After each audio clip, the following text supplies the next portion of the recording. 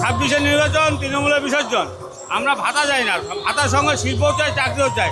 মানে এই সরকার বেকারদের একদম শেষ করে দিয়েছে। 1500 টাকা ভাতা দেওয়া মানে চাকরি যাবে না। তা আমরা ওগুলো চাই না, আমরা পরিবর্তন চাই, বিজেপি সরকার আসুক, ভাতাও চাই, সঙ্গে চাকরিও চাই, কর্মসংস্থানও চাই। হ্যাঁ, উন্নয়ন তো হয়েছে, নীল সাদা, খালি নীল সাদা চুরি করো। আর আইন শৃঙ্খলা যা অবস্থা, পুলিশ টেবিলের তলায় লুকায়, এই তো উন্নয়ন। হ্যাঁ, 34 বছর বামকে দেখলাম, 15 বছর তৃণমূলকে দেখলাম, একবার বিজেপিকে দিয়ে দেখি কেমন রাখলাম। সব তো জনগণের হাতেই না। আমাদের এলাকা যেহেতু আমরা বিরোধী পঞ্চায়েত, সেহেতু আমরা কাজ করতে পারছি না। কিছু ছিটাফোটা কাজ দেয় আমাদেরকে, চিল্লি করে দেয়, নালে দেয় না।